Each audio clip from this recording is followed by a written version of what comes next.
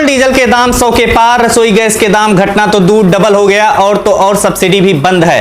Corona की दूसरी लहर ने संग साथी और दूर दूर तक कई परिवारों को बर्बाद कर दिया, बच्चों को अनाथ कर दिया। ग्रामीणों ने लॉकडाउन की त्रासदी में पलायन तो झेला ही, प्रशासन की क्रूरता के शिकार भी हुए।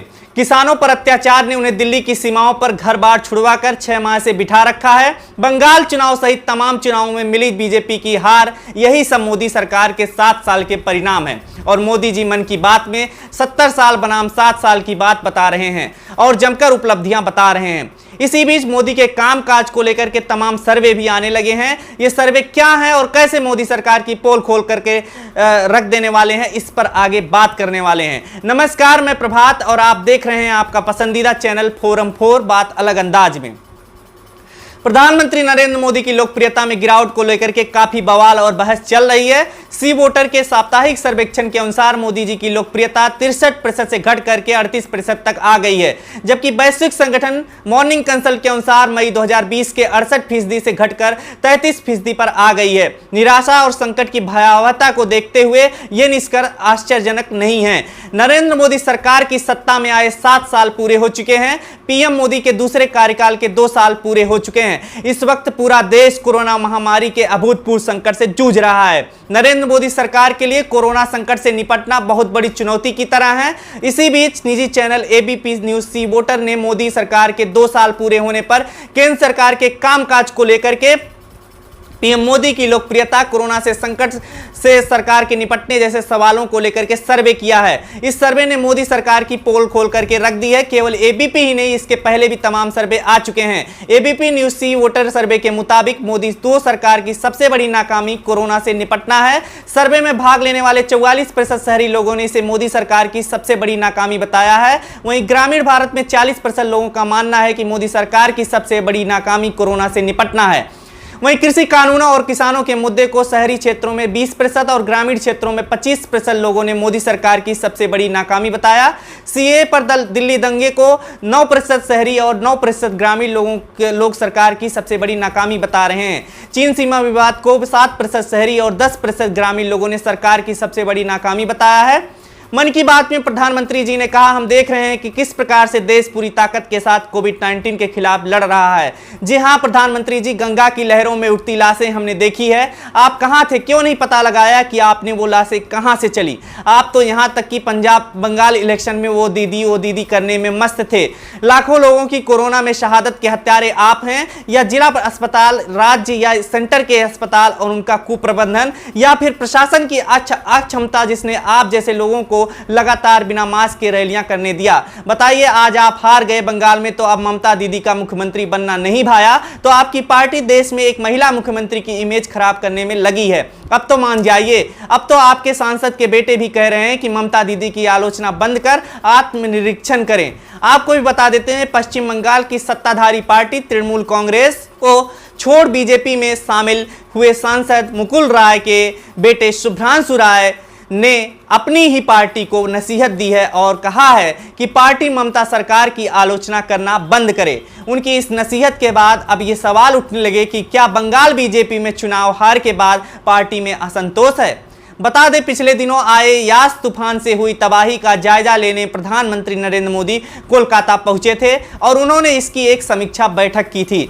सीएम ममता बनर्जी और उनके मुख्य सचिव इस बैठक में 30 मिनट की देरी से पहुंचे थे। इतना ही नहीं, ममता 20,000 करोड़ रुपए की आर्थिक सहायता मांग वाली लिस्ट पीएम को थमाकर बैठक से चली गई थी।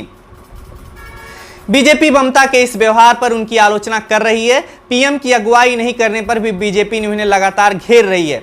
हालांकि ममता बनर्जी ने भी आरोपों पर जवाब दे दिया है।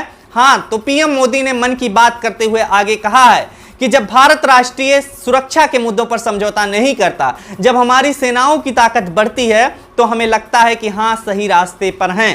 कांग्रेस जैसी विपक्षी पार्टियों ने मोदी सरकार के ऊपर इन्हीं सबको लेकर के हमला बोला है।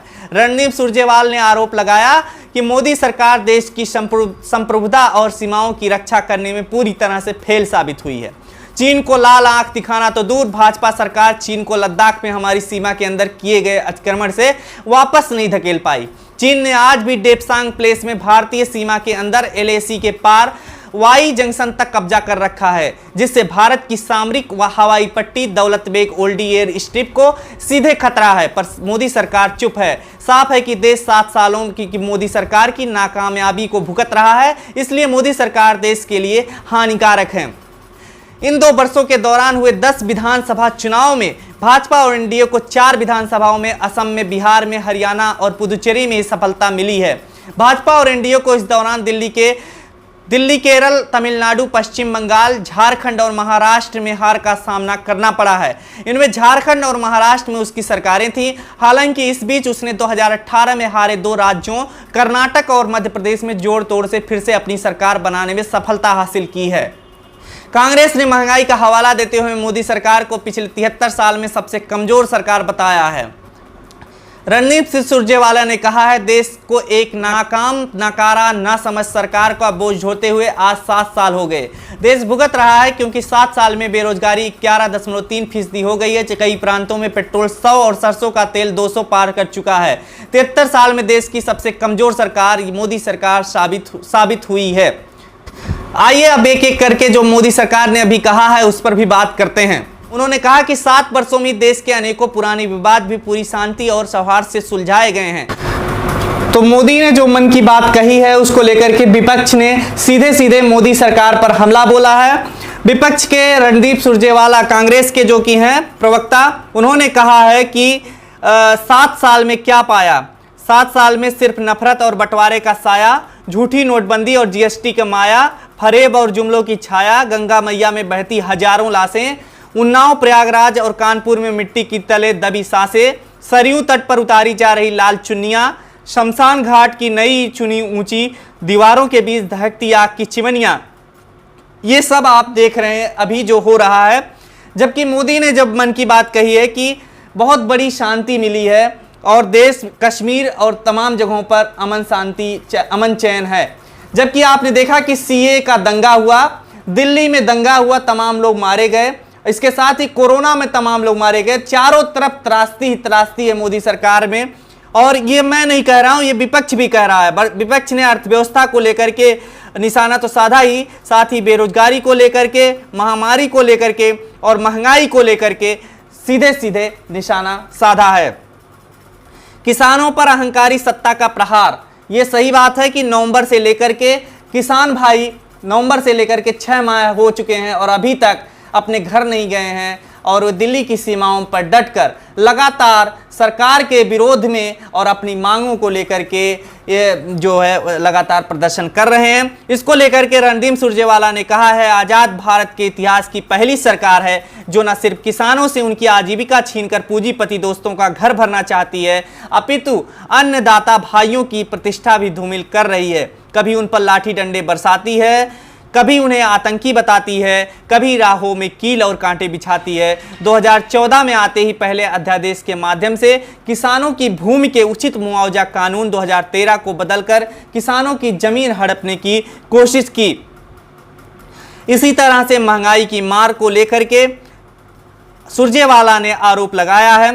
साथ ही राष्ट्रीय सुरक्षा से खिलवाड़ के बारे में भी कई सारे आरोप लगाए हैं।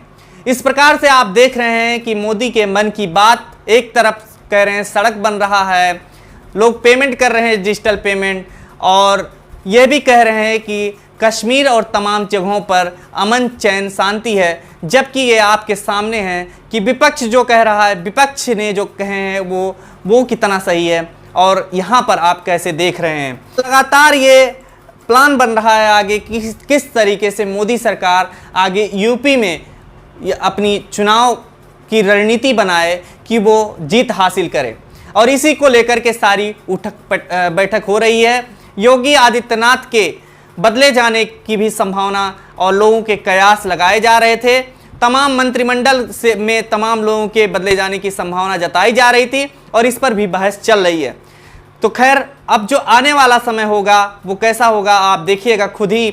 और मोदी के मन की बात सुना आपने, विपक्षी बातें सुनी, और क्या हकीकत है आप खुद देख रहे हैं, तो खुद आप तय करिए। धन्यवाद, फिर मिलेंगे नए एपिसोड के साथ। मैं प्रभात आपसे विदा लेता हूं। खबरों में बने रहने के लिए फोरम 4 को सब्सक्राइब करें और नोटिफिकेशन पाने के लिए बेल आइकन दबाएं।